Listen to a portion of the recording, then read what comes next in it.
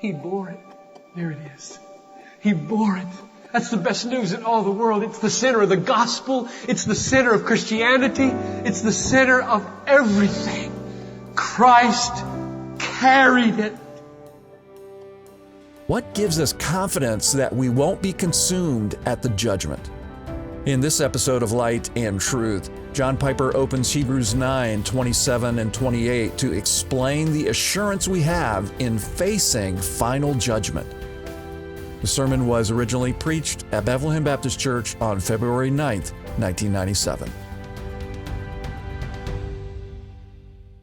Verse 27, Hebrews 9.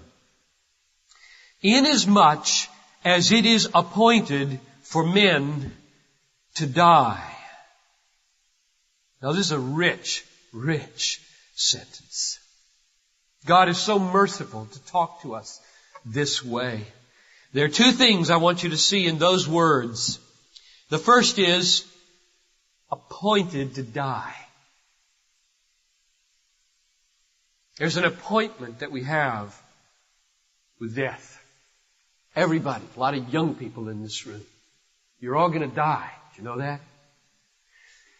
And you're going to die, old or young, by appointment. So my question is, who made the appointment?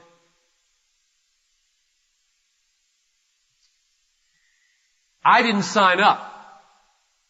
I don't sign up for appointments like that. It's bad enough that I got to call the dentist in a few days. I don't want to go to the dentist. I don't like to go to the dentist. But that's an appointment I will muster the willpower to make. I don't like taking my car to the shop. It always comes out broken. I don't like to make those appointments, but I make them. But here's one I'm not signing up for. I didn't make this appointment with death. So who made it? God made it. Let's unpack that for a minute. You need to feel that. You need to know that. You need to be glad about that. Adam and Eve sinned. And when they sinned, they fell from their precious position into sin and death. And here's the way Paul puts it in Romans 5:12. Through one man, sin entered the world, and death through sin, so death spread to all men because all sinned. God warned it would happen. They did it anyway, and it happened. And all the ancestors of Adam and Eve died. We all are going to die physically. We all died spiritually in them. Death is not merely the result of natural processes. The world doesn't just run on its own laws as though no God in His sovereign providence is running, guiding, leading this massive affair of history, living and dying. There's a God over this. These are appointments from God when we die. Here's a key verse for you.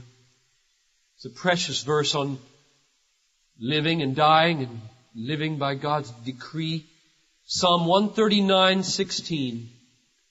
And in thy book, O God, they were all written, the days that were ordained for me, when as yet there was not one of them. There's a number ordained for you. They're written in a book. And you will not live 1 minute longer than are written in the book, or 1 minute shorter. There are days ordained for me before there was one of them, and thou knowest them altogether, O God. But let me make it even stronger. Not only did God make all the appointments and write them in His appointment book, with a beginning, a birthday, and an end, a death day, He makes sure you keep the appointment.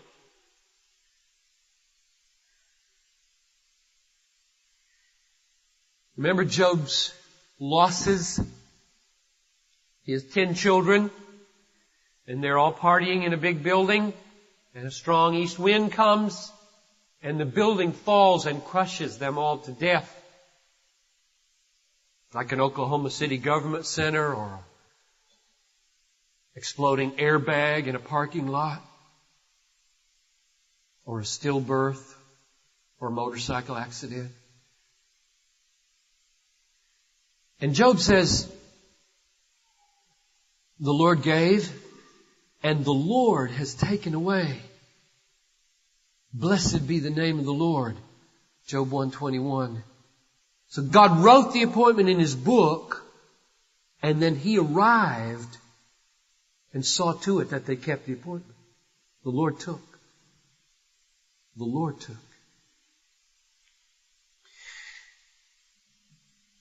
I find great comfort in knowing that the world is not absurd and meaningless and running wildly free of any divine and wise and loving control. I find great comfort in that an all-wise, all-powerful, all-loving God is ruling over my birthday and my death day. God makes our appointment. Do you remember the last chapter of the Gospel of John? It's an amazing set of conversations there. Peter is loved by the Lord. Do you love me? Do you love me? Do you love me? Feed my sheep, feed my sheep, feed my sheep. And then he says, the days are going to come, Peter, when you're going to stretch forth your hands and they're going to lead you where you do not want to go. And thus he told him by what death he was to glorify God. Peter was crucified, probably upside down.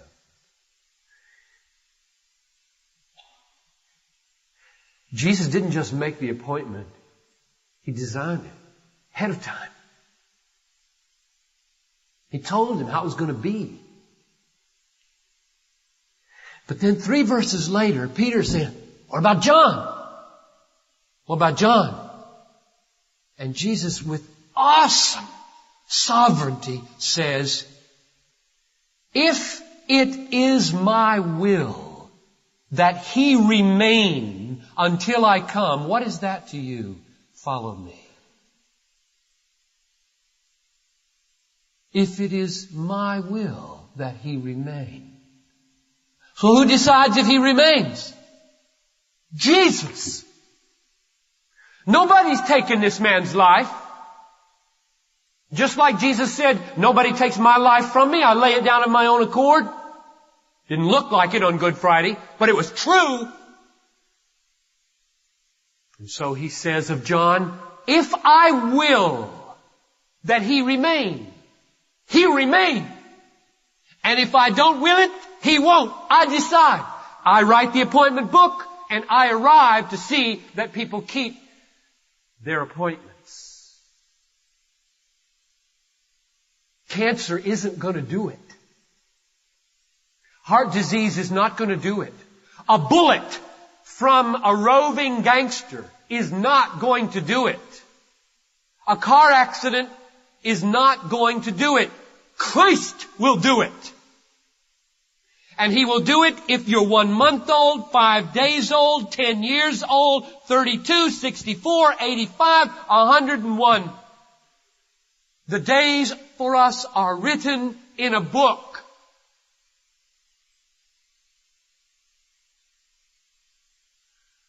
Christians ought to be the freest of all people from the fear of death. When I am afraid, I put my trust in Thee. In God whose word I praise. In God I trust. Without a fear, what can man do to me? They can only kill me. And that's all they can do.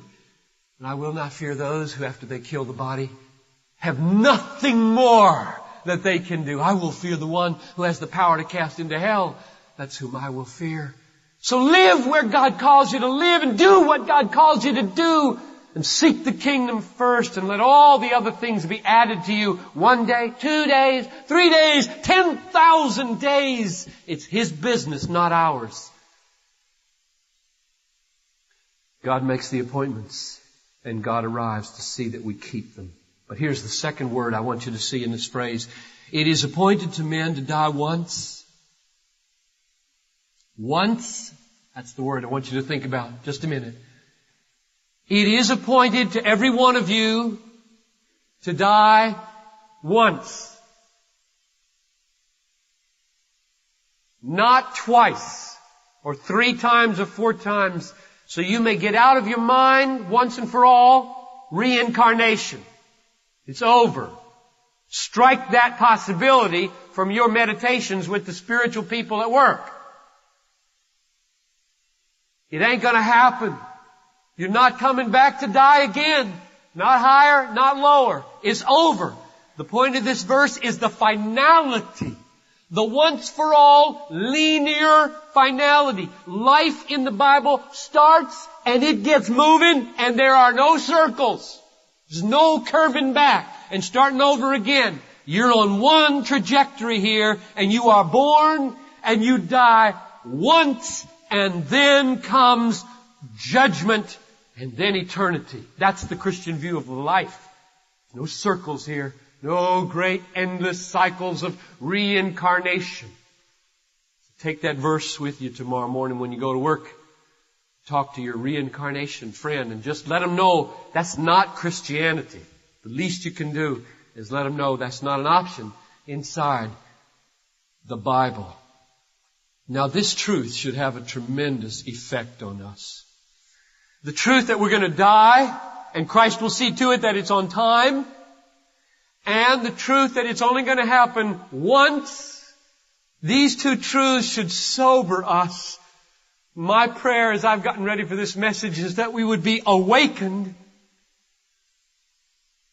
That we would take seriously what is really serious. That we wouldn't be numb in our hearts and lifeless. There's an absurdity here. Samuel Johnson said, depend on it. When a man knows he's going to be hanged in a fortnight, it wonderfully concentrates his attention.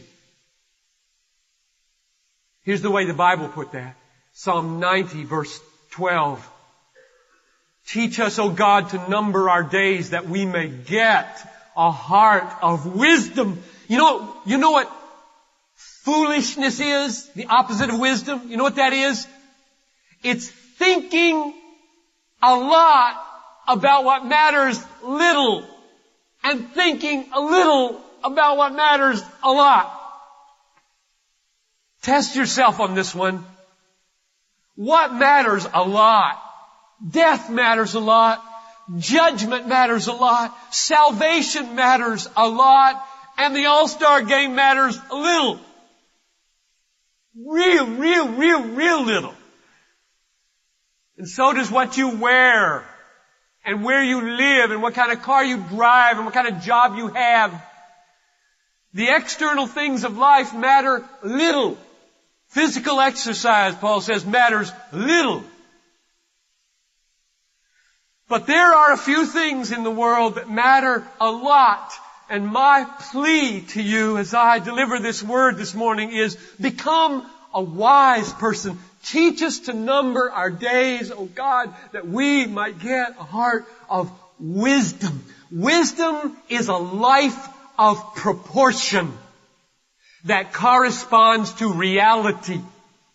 So that there's large concern with what is important and little concern with what is unimportant. So seek the kingdom first and let everything else be added unto you in God's way and God's time. Become a wise people, a countercultural people, a kingdom-oriented people, a God-besotted people, a risk-taking people, a kind of people who when you come to die, whatever that time is, this week or 100 years from now, will be glad that you've walked with God differently from those who are so concerned about such inconsequential things. And there aren't too many teenagers in the room, but young people need to wake up to these things because they're so wrapped up in style and how they come across and whether they're saying the cool word or wearing the cool hair or slashing the cool britches. I had the most wonderful experience studying John Calvin, and I didn't even tell the pastors this. This is a little bonus that you get. Did you know that for 12 years in Geneva, there was a law against slashed britches? Isn't that amazing? So even, I'm talking about when you just appropriately wear jeans that are all torn in the right place, and you have to work real hard to get them torn, because it's cool. It's cool for about 6 months. It's cool. And that's what young people are all worked up with. Are my jeans torn right, or am I going to get to the party and I tore them in the wrong place? And there are many such things in this life among adults who play their games and never think about dying. Never think about judgment. I mean, when we get to the judgment day and our eyes are open to see what was real and what really mattered in this world, we are going to shed a few tears of remorse that we wasted it. So don't be numb. Don't be foolish. Let's go to the next phrase. This is the one in verse 27 that lends such weight to the first phrases. It is appointed to men to die once, and after this comes judgment.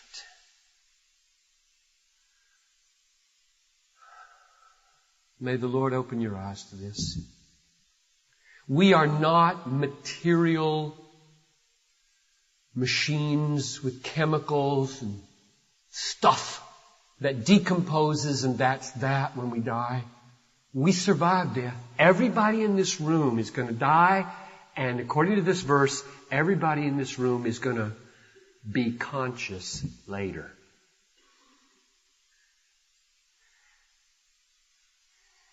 That's awesome. And we're going to face judgment.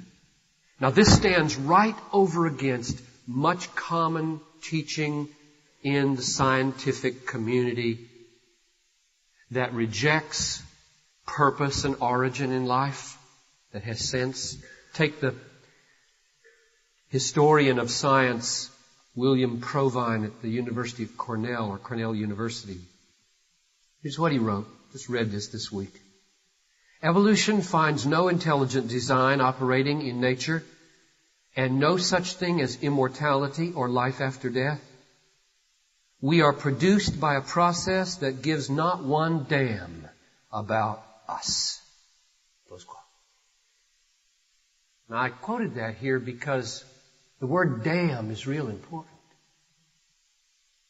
Contextually very important. And not at all what he thinks. It's a scary thing. You should pray for people like this. Just like Jesus did on the cross. Father, forgive them. They don't know what they're saying. They don't know what they're saying. He's not going to say that like that in the face of the judge. He's not. We should pray for people like that. Don't get all huffy and angry and say, I can't have people like that teach at university. Just pray. Pray. Pray. They're so desperately in trouble. This is not something to get all huffy and mean about. It's something to cry over. They're gonna meet the judge. And then they'll try to open their mouth and say, he didn't give up. And they can't get that word out because it's right there. And it's too late. That's what this text is about. After death comes judgment. Now, the writer of this book does not leave us to guess about what he means. If we only had this one verse, we might say, what's this? Is this the judgment according to works whereby the believers get rewards and not? Is that what he's talking about? That's not what this writer's talking about. You know that because it's paralleling the second coming in the next verse. Just go down into chapter 10 to verse 27 if you want to see a description of what he's talking about. Chapter 10, verse 27. He's talking about, quote, a certain terrifying expectation of judgment and the fury of a fire that will consume the adversaries. And then look, 3 verses later, in verse 30, we know him who said, vengeance is mine. I mean, just let yourself feel the word vengeance in the mouth of an omnipotent God. holy, just, and righteous vengeance against Cornell professors and many other people who have mocked His providence. We know Him who said, "Vengeance is mine, I will repay." And again, the Lord will judge His people. So we all have an appointment with death. On the other side of death, we have an appointment with judgment. It's going to be a terrifying, furious fire. And even people who claim to be a part of the people of God are going to be incinerated right out of the body of Christ when they are not truly part of it. As the judgment begins with the household of God, as Peter said, incinerated into everlasting conscious torment. Now, these are sobering realities. This is sobering.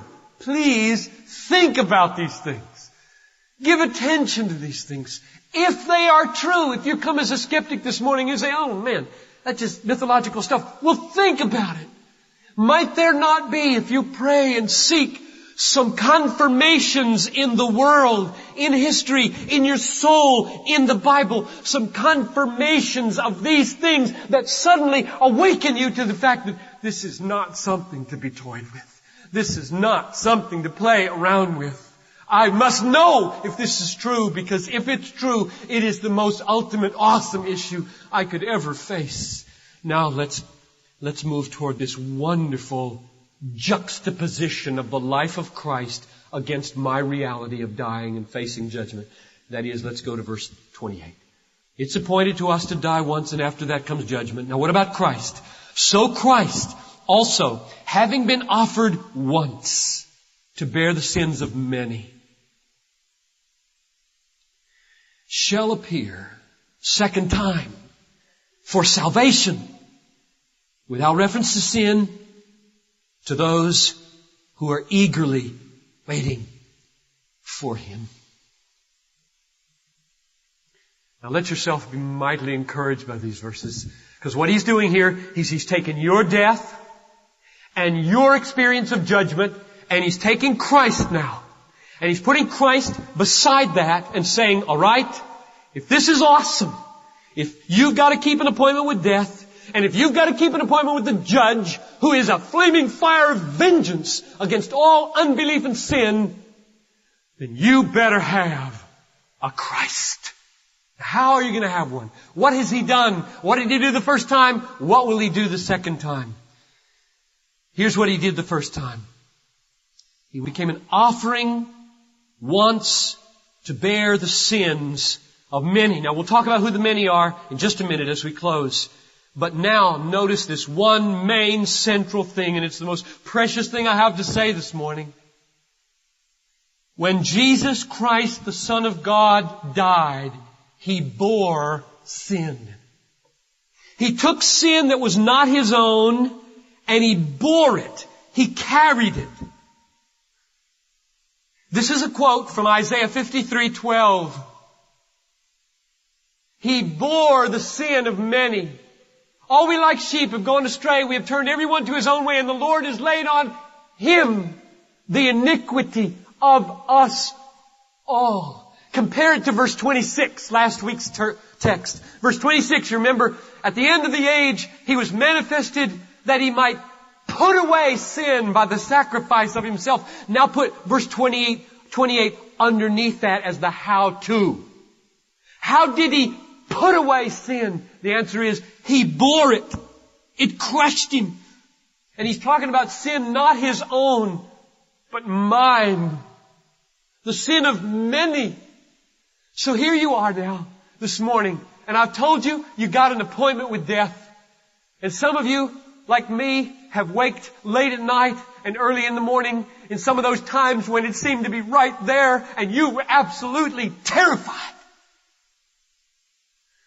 Because you knew that right on the other side you were going to face an infinitely holy judge, and you felt so dirty and unworthy. And I ask you, what are you going to do?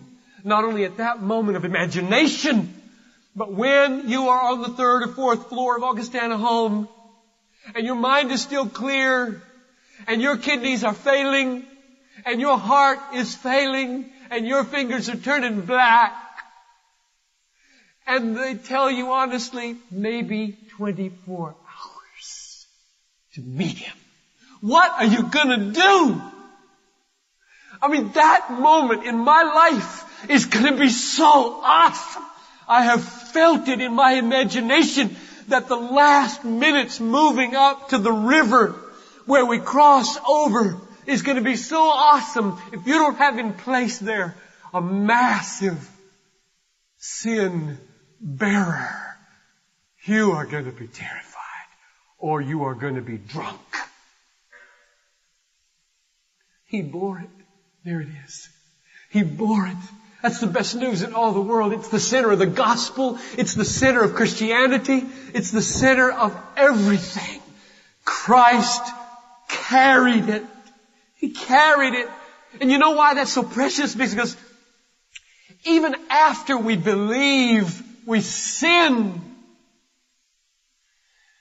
And Satan comes to us in those low, awful moments and he says to us, see, didn't do you any good. You're not ready to meet Him. You'll be consumed among the adversaries by this fire. That's what Satan says. That's what he's going to say in the last hour of your life. I've battled this through with enough saints to watch them die, to know that there are awful battles fought by some of the greatest saints in the final hours, and we got to help them fight, and we got to be ready to fight. And this is the weapon. He bore our sin. This is Light and Truth, God-centered preaching to help you see Christ clearly and treasure Him truly. I'm your host, Dan Kruver. Thank you for listening. On our next episode, John Piper begins a 3-part series on Robert Murray McCheyne. I hope you'll join us. For more resources, visit desiringgod.org.